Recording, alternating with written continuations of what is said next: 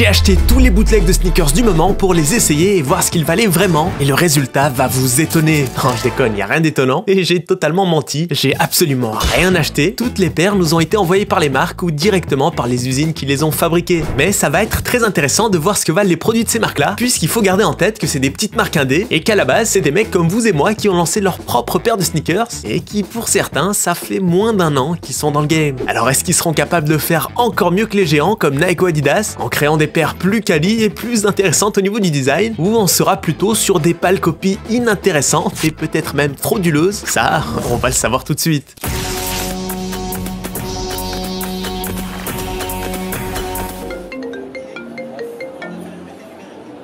Bonjour.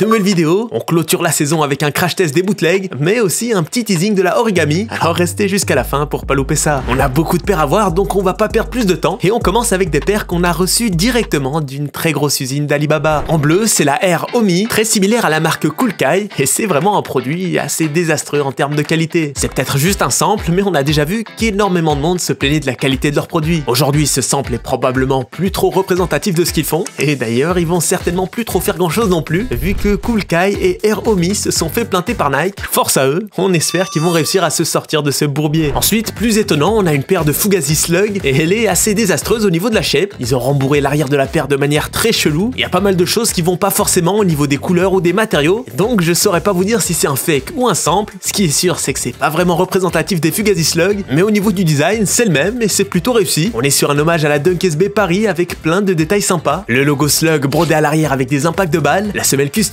qui reprend des éléments du Far West avec le fer à cheval, les douilles ou le viseur. Franchement, le bail est plutôt réussi. Après, on a cette paire de chez SNS, un boog assez connu dans le milieu du bootleg. Je l'ai contacté en DM et il m'a expliqué que c'était juste un sample qui n'était pas représentatif de ses paires. Donc là, sur ce que je vois, le produit est intéressant d'un point de vue design, mais encore une fois, on est pas mal en dessous de la qualité d'une Jordan 1 de chez Nike. Et ensuite, on a une Dunk SB avec un Cobra sur le côté. J'ai absolument aucune idée d'où ça sort, mais le colorway et le design est assez simple et efficace. Il fait très skate shoes à l'ancienne, faut adhérer au délire. Par contre, c'est un produit presque aussi gaze que la Air Omi. En voyant ces paires, on se rend compte que la même usine peut balancer une qualité totalement différente selon ses clients, d'où l'intérêt d'être très vigilant quand tu lances ton bail, parce que les usines, et surtout celles sur Alibaba, elles sont là avant tout pour faire du fric sur ton dos, et si t'es pas assez exigeant, tu vas te retrouver avec des produits vraiment frauduleux. Lost Boys, les habitués de la chaîne connaissent déjà, ils ont accepté de jouer le jeu en nous envoyant une paire, et c'est tout à leur honneur parce que certaines marques ont pas osé. On est clairement sur un glow-up au niveau de la qualité, il y a eu aussi quelques légers ajustements au niveau du design, et il y a pas mal de petits détails sympas sur la paire, même s'ils m'ont envoyé une version assez basique toute blanche. La semelle, c'est le même moule de la même usine que la dernière fois, mais cette fois, ils ont fait l'effort de renforcer le bail pour que ce soit plus une éponge. On reçoit aussi un petit sachet sur cette version, il y a plein d'AK-47 de toutes les couleurs, et ça se colle sur les côtés avec un scratch.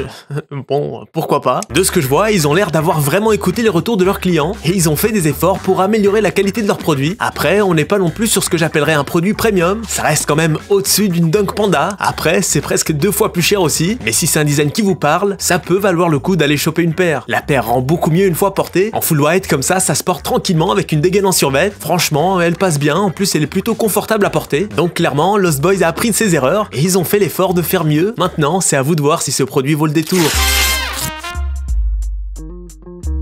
Un bootleg nettement moins connu cette fois, et il nous vient tout droit de chez Stone Cold Studio. On est sur une paire de superstars, et je vais dire une dinguerie, mais ce bootleg m'a réconforté avec les superstars que j'ai jamais vraiment calculé. Vous l'aurez capté, on est sur un concept assez bresson à base de têtes de mort, de squelettes et de cercueils, mais perso, j'aime beaucoup ce qu'ils ont apporté sur cette paire. Par contre, ils m'ont envoyé un vieux sample qui est pas vraiment représentatif du produit final. Au niveau de la qualité, c'est très honnête, et j'ose espérer que la vraie paire sera encore mieux, mais pour ceux qui seraient intéressés de choper leur paire, elle ressemblera pas vraiment à ça. On sera plutôt sur un nubuck assez poilu de couleur crème, et je pense que ça va quand même beaucoup mieux avec le concept de la paire et l'ambiance qu'ils ont voulu amener. Par contre, au niveau des détails, on aura exactement les mêmes sur la paire finale, que ce soit la tête de mort sur la toe box, l'espèce de cage thoracique cousue sur les côtés, le logo imprimé à l'arrière ou le print de colonne vertébrale tout le long de la languette. On aurait pu demander un peu plus de relief avec des broderies ou par exemple, j'aurais bien vu un petit effet 3D sur la colonne vertébrale imprimée sur la languette. Enfin bref, on fit, même si c'est pas forcément ma pointure, ça rend très bien. C'est le genre de paire qui se porte plutôt dans un délire gothique chelou à la Rick Owens, donc j'ai sorti le froc découpé à la machette, et en termes de shape et de confort, bah on est sur de la superstar quoi. Pour moi, c'est validé, et ça nous montre surtout qu'Adidas a clairement négligé le potentiel de cette paire, vu qu'il y a apparemment encore pas mal de choses intéressantes à faire dessus. Personnellement, je m'en branle du moment que je fais plein de thunes.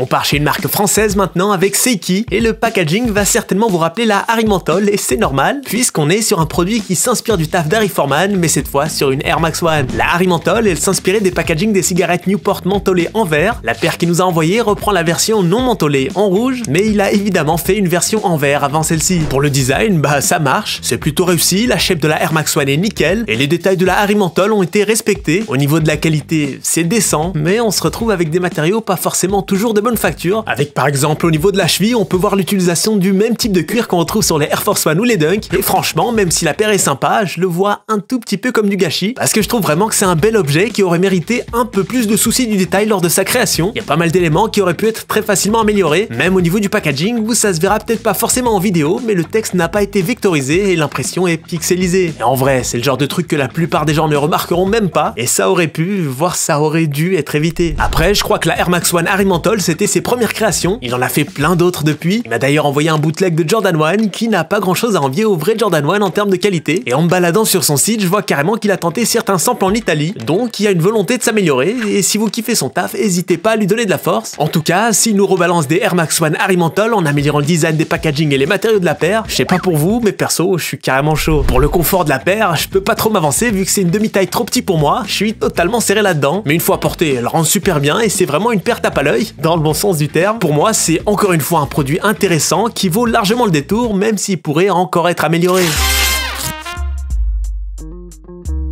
Vicinity, probablement une des marques streetwear d'Instagram qui a le plus explosé ces dernières années, et eux aussi se sont mis au bootleg. J'espère juste qu'on va pas se faire démonétiser à force, parce qu'on se retrouve encore avec un gun à la place du swoosh. Encore.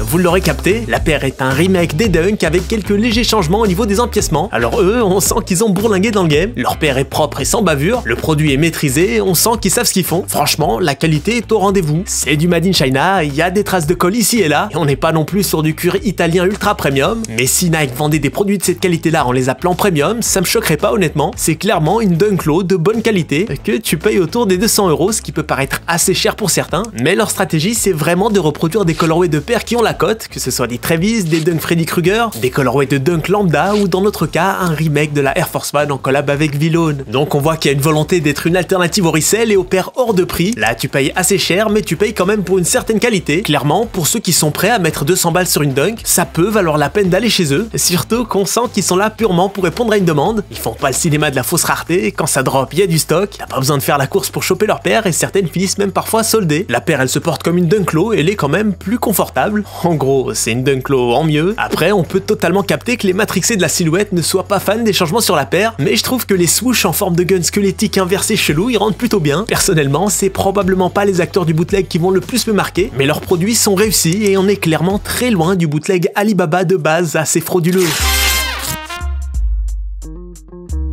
Bon, celle-ci, vous la connaissez très bien, vous l'avez déjà vu sur la chaîne, c'est la Air Hit et c'est clairement un banger. Made in Portugal avec des matériaux et une finition ultra premium. Ceux qui l'ont chopé savent très bien de quoi on parle. Mais bon, on va pas faire les lourdingues, vous l'avez assez vu. Par contre, vous l'avez pas assez vu on fit. Contrairement à ce que pensent la plupart des gens, c'est vraiment pas une paire compliquée à porter. Par exemple, ça se porte facilement avec un cargo vert kaki, un hoodie crème et les accessoires que tu veux. Et y a pas nécessairement besoin de faire un rappel de couleur avec du orange. Parce qu'on sait que le FC Sneakers, ils aiment trop faire des rappels de couleur avec leur paire ou porter du full black. La Air Hit, elle est pas blanche, c'est une paire couleur crème avec une pointe d'orange qui sert juste à donner un peu plus de peps à ta tenue. Donc il y a moyen de faire énormément d'outfits sans nécessairement avoir à enfiler un t-shirt orange. Faut juste être un peu plus créatif, ou alors faut juste choper la prochaine hit en noir. On reste avec du Made in Portugal et surtout une marque française, Flower Instinct. Alors là, est-ce qu'on peut vraiment parler de bootleg? Ils font forcément partie du délire vu qu'ils ont commencé avec des bootlegs de Dunk. Maintenant, ils s'en écartent un peu, même si beaucoup d'entre vous auront remarqué la ressemblance avec les Out of Office d'Off-White. Mais ça reste une shape assez classique qui s'inspire des paires b-ball des années 80 et 90. Il y a évidemment certainement une très grosse inspiration. Et en vrai, c'est plus ou moins les mêmes paires dans deux univers différents. On a des détails sympas comme le cuir débossé qui vient rajouter du relief et de la texture à la paire. On a pas mal d'éléments autour des fleurs, d'où le nom Flower Instinct. 5. Pour le design et l'univers de la marque très axé autour des fleurs, ça dépendra clairement des sensibilités de chacun. Est-ce que vous êtes plutôt du FC mitraillette ou du FC fleurs? C'est à vous de voir. Mais au niveau de la qualité, on est clairement sur un produit vraiment premium. On sent au toucher qu'on a des matériaux de très bonne facture et qu'ils ont la volonté de bien faire. Ça peut valoir la peine de suivre leur taf et de leur donner de la force si vous validez ce qu'ils proposent. Surtout qu'ils m'ont teasé leur futur paire pas mal inspiré des LV Skate qui sont vraiment propres. Je sais pas si je peux leak ce genre d'infos, mais je viens de le faire. Oh, mince! On fit sur les photos officielles, la shape est vraiment sympa. Bon, moi ça m'a envoyé un giga par pain, c'est pas du tout ma taille, on est presque sur 3 tailles au-dessus donc je flotte dedans et ça rend pas aussi bien que prévu. Mais franchement, c'est une paire qui peut être intéressante si vous voulez un bail de très bonne qualité dans le délire b-ball et qui est pas excessivement cher. En tout cas, le rapport qualité-prix est très honnête vu qu'on est sur une paire à 180 €. On est quand même assez loin des 500 balles de chez Off-White et je préfère quand même vous voir claquer vos thunes chez une petite marque indé comme Flower Instinct plutôt que chez Bernard Arnault. La origami tant attendue, ça y est, on a 90% de la paire. Il y a toujours quelques petits détails à corriger, mais on peut déjà vous montrer ce sample qui va ressembler plus ou moins à la version finale. Évidemment, on aura un nubuck plus premium et avec plus de texture comme sur ce sample gris foncé. Là, c'était un test juste pour voir comment rendre la paire avec un meilleur cuir. La origami sera bien évidemment gris clair, mais si vous êtes chaud, il y a moyen qu'elle sorte aussi en gris foncé vu qu'elle est vraiment pas dégueu. J'aime bien, j'aime bien! Sur le côté intérieur, il y a beaucoup de gens qui se demandaient qu'est-ce qu'on allait mettre. On aura un imprimé qui reprend l'essence d'une paire hype que vous avez certainement tous reconnu. Mais au lieu d'être dans un délire industriel américain, on a une vision plus artisanale japonaise avec un kanji imprimé ton sur ton avec un relief 3D et un texte japonais en noir. Ce texte, on l'a pas inventé, c'est une ref à un vieux magazine japonais qui titrait Gagner le cœur des sneakerheads et vous l'aurez capté, c'est tout l'idée de nos bootlegs, créer des produits qui finiront par convaincre même les plus gros sneakerheads complètement matrixés par Nike qui ont souvent une vision assez négative du bootleg. C'est d'ailleurs aussi l'idée de cette vidéo, on espère vous avoir convaincu qu'il y a énormément de petites marques indé ou même d'artistes qui proposent des bails vraiment intéressants qui se font connaître à travers le bootleg. Et si pour vous faciliter le premier pas vers leur univers, il faut qu'ils vous appâtent avec des silhouettes que vous appréciez déjà, bah pourquoi pas, vous l'aurez capté, ici on stream de ouf ce qui se passe dans le monde du bootleg, même si on sait qu'il y a énormément de merguez, il y a aussi des gens très très chauds, et peut-être même que cette vidéo va en motiver certains d'entre vous à se lancer là-dedans. En tout cas, pour moi, le vrai streetwear, il est là, il est pas chez toutes ces multinationales frauduleuses qui capitalisent dessus. Après, ça, c'est mon avis. Maintenant, à vous de me dire ce que vous pensez du bootleg en général, mais surtout des paires qu'on vous a présentées aujourd'hui, et on se retrouve à la prochaine saison du Rapid Screw. C'est bien. Mes chers amis, bientôt on va avoir la Noël. N'oubliez pas